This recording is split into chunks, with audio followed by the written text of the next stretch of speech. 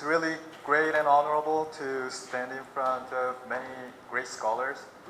And I also know many people are very tired, so I'll try to make it as fast as possible. But unfortunately, my slides are composed of 3 sub-parts, so I cannot guarantee, but I'll try. My slides is actually less technical compared to other talks, and it's more conceptual. And actually, I heard many people were talking about resilience yesterday, but not today. So today, I think it is a good time to talk about something else other than networks, but still, I'll try to make a linkage between the concept of resilience and complex networks too. At the first part, I will talk about resilience in general, but not in detail though. So what is resilience? Many people are asking the meaning of the resilience, how to apply it, right? Since 1970s, when C.S. Hongik, who is a great ecologist, have published a paper about the stability and resilience in ecological systems. The use of the concept and the meaning of this resilience has been dramatically increased since then. Not only in the ecological field, but in diverse fields, like including economy or engineering, climate change sciences, or disaster management.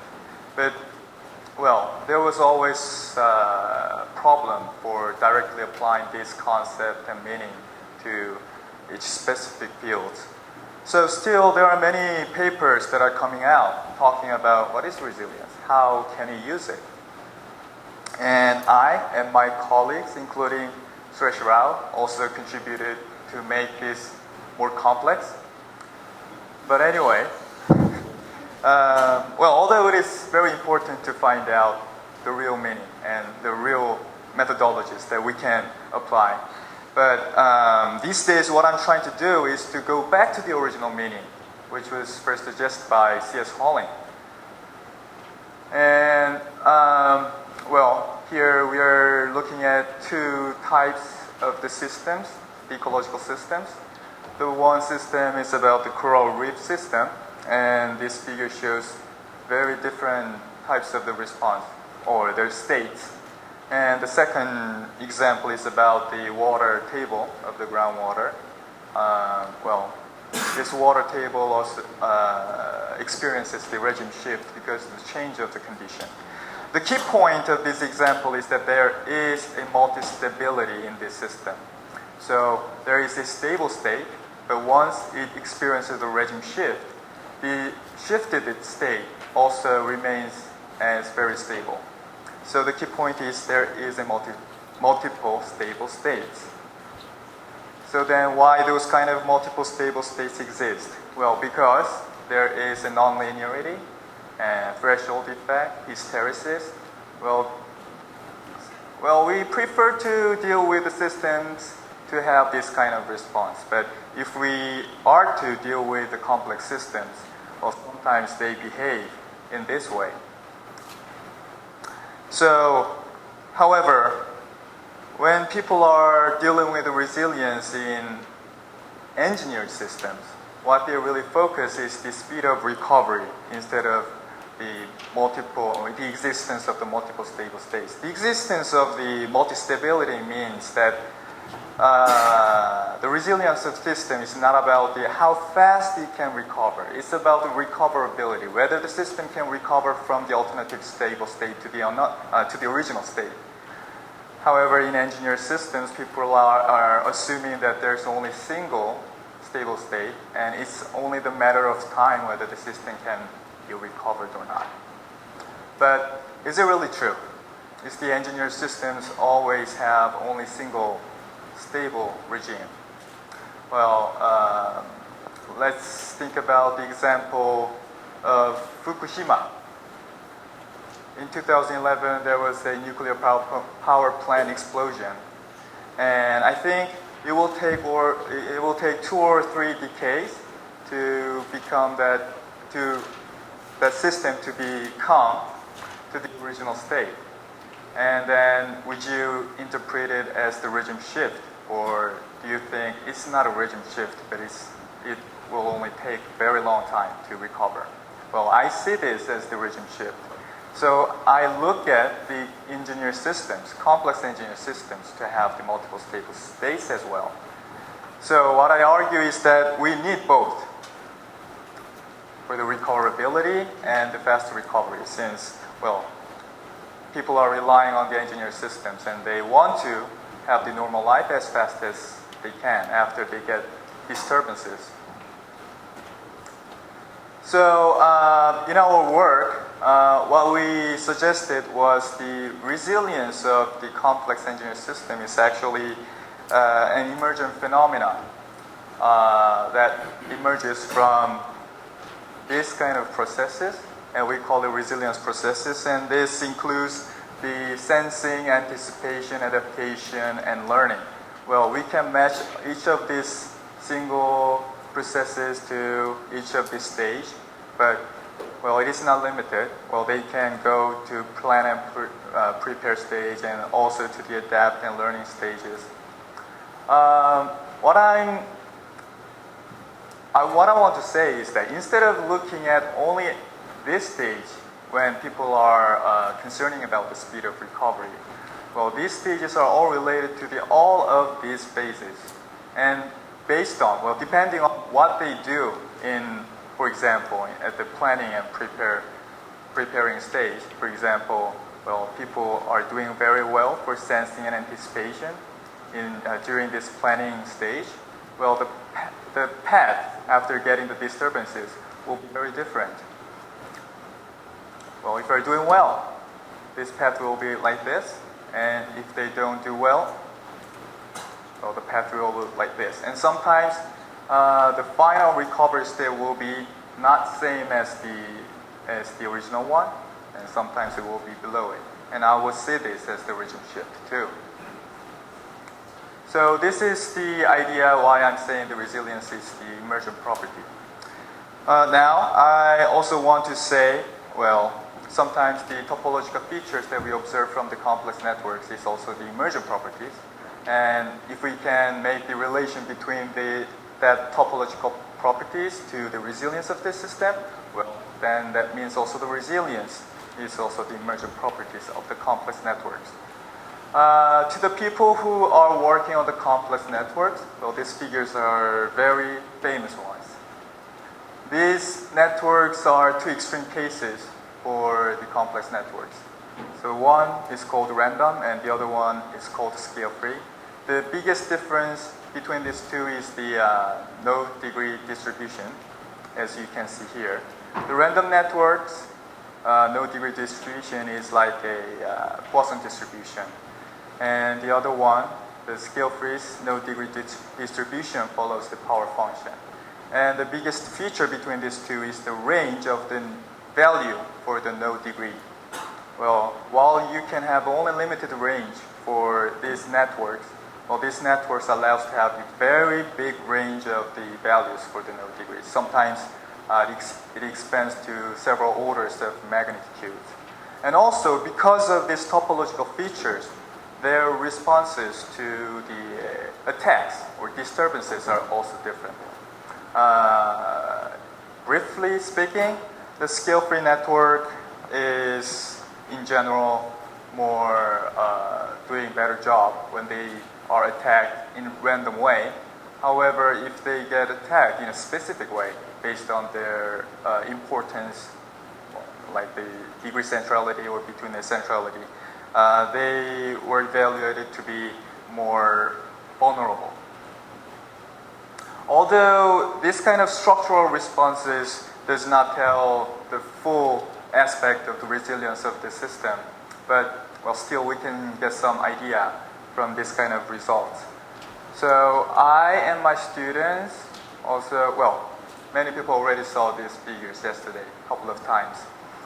I and my students are working on the string networks and also grid networks, and these are the 4 regions in Korea. We selected these regions based on the age, actually, after the development stage. So this Sejong city is only like 2 or 3 years old now, while this Ilsan, Gangnam, Eunpyeong in this direction, well, we can say they are older and older. So what we assumed is that the cities will self-organize, and the self-organization will produce the emergent properties in their topology, which becomes like scale-free networks. So we analyzed their nodal degrees, and while these 3 regions showed the scale-free properties in their topology, well, this one showed the exponential distribution. So in this x-axis, the scale is in log, while this is in normal scale. Well, the differences in the response of these networks are more emphasized if we look at the response by measuring the efficiency of the network. So it looks like the Sejong city, which is the youngest one, is less vulnerable when they get the specific attack, not the random attack. Well, also when it is done by the betweenness centrality, it also shows the similar results. Also, we look at the grid networks in Korea. Well, since there were no other networks that we can compare to assess how vulnerable these networks can be, so we generated artificially the random networks, scale-free networks, based on their size. We chose the similar number of nodes and also the similar value for the average node degree. And then we generated and compared with these two, with this one. What we expected was, well, there are several studies that tells the power grid, the node degree of the power grid is not actually scale-free, but it is close to the exponential distribution. So our Korean networks also exhibits as exponential. Well, it means it's closer to the random network instead of the scale-free network. The interesting thing is, well, this power grid was always vulnerable to the random attack and the specific attacks. So it's not, well, so the degree distribution is not the only one that can tell about the vulnerability of it or the resilience of the networks, but there must be some other metrics, additional metrics that has to be analyzed to conclude or to interpret these results. But anyway, as I said, well, resilience is not just the response of the complex networks when the nodes are simply removed. What I'm interested is what happens when we try to recover this network. Well, sometimes it will fall. Well, after the collapse, sometimes it can fully recover, and sometimes it cannot. So the additional feature that I want to suggest, especially to my students and also to other people who are interested in, is the addition of the multi-stability, the characteristic of the multi-stability in these complex networks. The one way is to put that multi-stability characteristic into the node. And if these nodes are attacked, not just simply removed, well, they can move into the alternative regime, which simply can be interpreted as the removal. And sometimes, well, they just stop the function temporarily, and they can do the same function as before when some time passes, right? So that's one idea. And also, another element that has to be added, which is now studied by Daniel Eisenberg, over there, is that we need to consider the human elements when we are dealing with the infrastructure networks. The infrastructures, especially which were built by the hard material, well, they don't have the adaptability by themselves. It is the human elements who makes them to be adaptive, right, and flexible. So This is one kind of elements that we want to add, and that's what Daniel is trying to do. So what I'm suggesting is that at least these two elements, the multi-stability and the human elements into these networks, should be considered when we are dealing with the resilience of the networks. Now I'll go on to the part 3. And I'll briefly introduce the recent study that I and my student have done. This is not directly related to the complex networks. However, after looking at the talks from other scholars, well, these are very relevant to the networks, although I haven't done it. We'll see what it means. What I did for this research, what I and my student did for this research, was to look at the response of the streams to the change of the urbanization. So it's about the coupled complex systems. So I'm looking at the response of a complex system, which is coupled to the other complex system. Barter et al. In 2013, he published a paper which shows there are two types of flow regimes by analyzing numerous watersheds in USA and Italy. Well, this can be distinguished by space or by the characteristics of other features such as topographies or climates.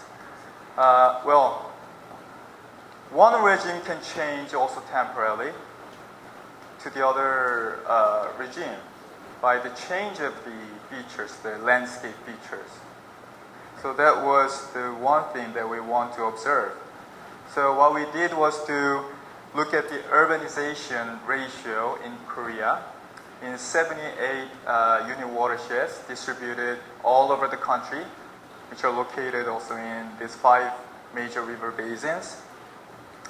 And first we looked at the urbanization in each of these watersheds. Well, this is the probability distribution of the urbanization.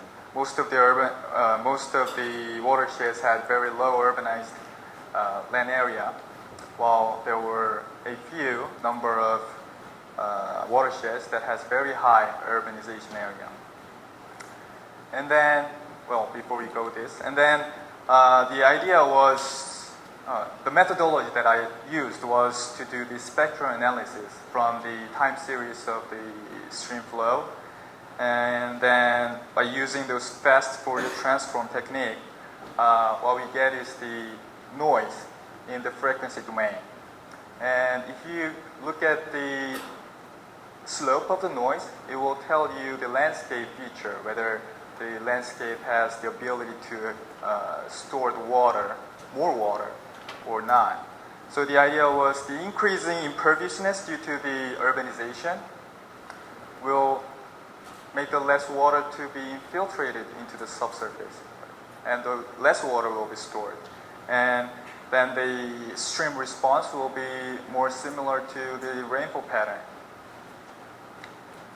So this is the result of the spectral analysis, and well, you can get many information from this figure, but the major variable that we are looking at was the average slope of the spectral analysis results. If the slope is close to 1, well, we interpret it as having the persistent memory. So what we expected for the urbanized watersheds was to have the slope which is different from 1. Sometimes go to the 0 or sometimes go close to 2, which means they lose the memory. So this is the results we got, and let's look at only this figure. So over the urbanization, what we observe is that the spectral slope, the average slope, is varying a lot. So the urbanization itself is not the only feature that defines the stream flow of a watershed. There are many other features like topography, climate, slopes, etc. So many other factors actually defines the stream flow characteristic. However, if the urbanization increases, now these values converges and actually converges toward a lower value, which becomes which means that landscape is having lower memory. So these were the results that we got recently. However, well, the further study that I want to do is to link this kind of characteristics to the networks of the drainage networks, right? So we started to collect these drainage networks from several cities, and we want to see what the topological features of these networks would impact the stream flows in the watershed. And I saw that already many people were actually tackling that problems. So I'm hoping to collaborate strongly with them so we can solve the problem more easily than I expected. So this is my concluding remarks. First, I want to emphasize that existence of multiple attractors is a key feature when we are talking about resilience. And we need both the recoverability and the speed of recovery when managing a network for resilience. And because of the linkage between resilience and emergent network topological features, resilience should also be understood as an emergent property of a complex network. And this is the last slide for my talk. Thank you.